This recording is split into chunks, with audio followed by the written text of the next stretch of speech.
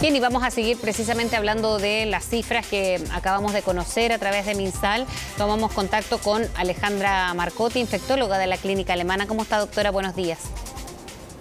Hola, buenos días, ¿cómo están? Bien, revisábamos las cifras, siguen siendo muy preocupantes, pero quizás más preocupante aún es el número de fallecidos. El día de hoy 162 personas, doctora, no lo veíamos hace muchos meses, quizás cuando ni siquiera había vacunación en nuestro país todavía. ¿Cómo están viendo en esta variante Omicron que ha sido muy contagiosa, subiendo la positividad hoy a un 26%?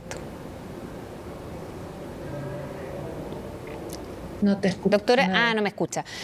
Ahí vamos a mejorar ese contacto con Alejandra Marcotti. Ella es infectóloga de la Clínica Alemana y le preguntábamos precisamente por los casos diarios. Y no solamente eso, sino la preocupación por el alto número de fallecidos. El día de hoy 162 personas. Con esto también vamos sumando desde que comenzó la pandemia 40.273 según lo que el Ministerio de Salud tiene y maneja respecto a las cifras de personas que han muerto con el virus o producto del COVID-19. Es lo que está preocupando también con la contagiosidad, con el alto número de exámenes que se realizan, que se están manteniendo en 129.000 por lo menos, 129.605 en las últimas 24 horas, y que eso tiene que ver con la positividad. Uno de cada cuatro personas al menos está contagiado, y se suma también a lo que el Ministerio de Salud ha impulsado, a tener camas convertidas en los próximos días. Y ahora sí, la doctora Marcotti está con nosotros, Alejandra Marcotti, infectóloga de la Clínica Alemana. ¿Me escucha? Hola, les pido disculpas porque escuchaba muy mal. No, sí, pasa siempre, sobre todo con estas conexiones, y es bien habitual, pero yo le preguntaba por las muertes, son 162. Hoy es llamativamente alta la cifra, doctora. ¿Cómo ve la situación de los contagios diarios, pero hoy deteniéndonos en esta cifra preocupante por lo demás? Hay varios factores a considerar. Nosotros hemos visto que la cepa circulante actualmente ha tenido una menor tasa de complicación y una menor tasa de mortalidad, pero por supuesto, a pesar de que el porcentaje sea menor, si el número de casos empieza a ser muy alto, ese porcentaje igual se traduce en un número de personas significativo. Bueno, cualquier persona que se complica es significativo, pero me refiero estadísticamente para el país. Y lo otro que pasa es que sí hay que tomar en consideración que el número diario no necesariamente corresponde a los pacientes de los últimos días. El número diario siempre tiene un arrastre muy importante de pacientes que llevan 1, 2 o 3 meses con los cuadros graves que terminan falleciendo. Pero la mortalidad no es tan exacta como uno dice. El número de casos diarios es perfecto, pero el número de muertes diarias no necesariamente habla de los casos de los últimos días. Muchos de esos pacientes pueden ser bastante más crónicos. Hace poco se da una estadística que aproximadamente el 50% de los pacientes que están en la UCI no son pacientes de pocos días, sino que son pacientes que llevan muchísimos días hospitalizados. Exacto. Bueno, es bien relevante eso, porque también era un fenómeno que ocurría en medio de la pandemia, cuando había a veces 200 personas que habían fallecido y meses también hospitalizadas. Ahora, el número de casos diarios sigue siendo alto, con una leve alza incluso desde la semana pasada, cuando uno compara jueves con jueves en este caso, doctora. Pero aún así sigue siendo la positividad altísima. ¿En qué situación cree usted que estamos respecto a esta curva que ha ido en ascenso y parece no ceder todavía, porque ha ido en aumento lo que mencionábamos, la positividad también?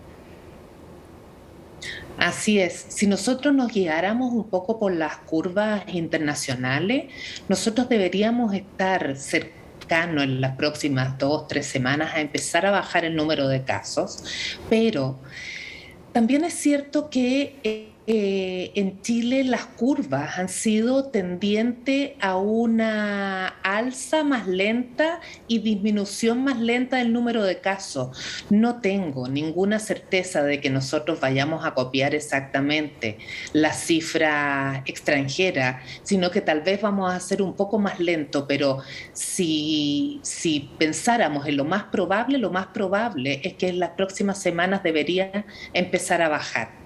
¿Y qué pasa con las hospitalizaciones? Porque también lo mencionábamos, ha subido en los pacientes que están en la UCI a 720 pacientes.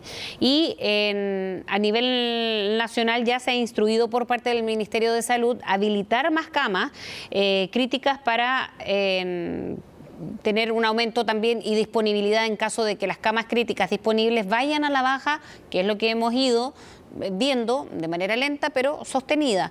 Eso es preocupante también, o por lo menos puede ser mirado como un alivio para decir hay camas disponibles en la red nacional pública y privada, ¿no?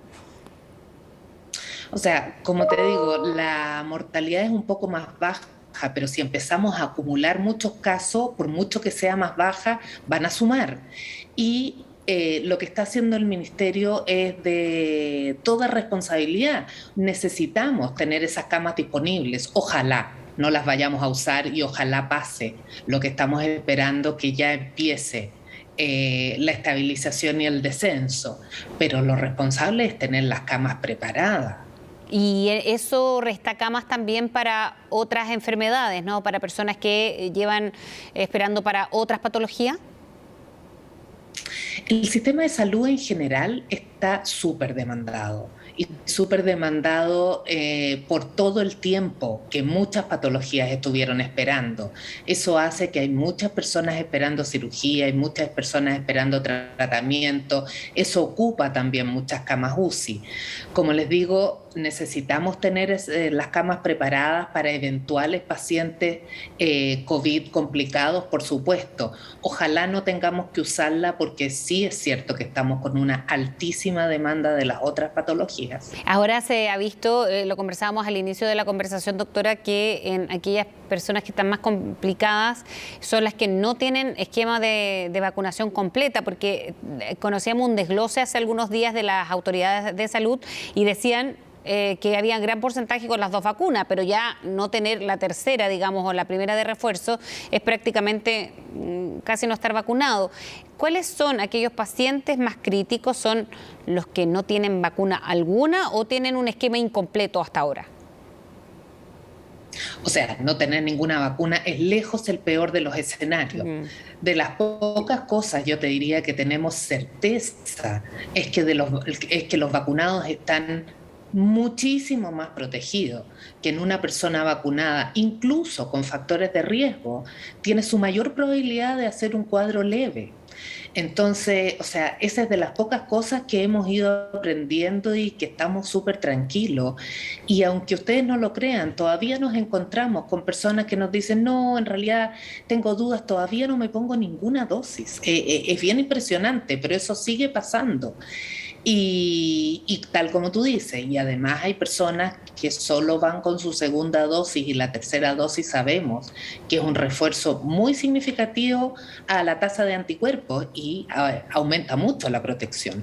¿Cómo ve la vuelta a clases? Vuelta a clases en marzo, a los trabajos también, su mayoría presenciales, doctora?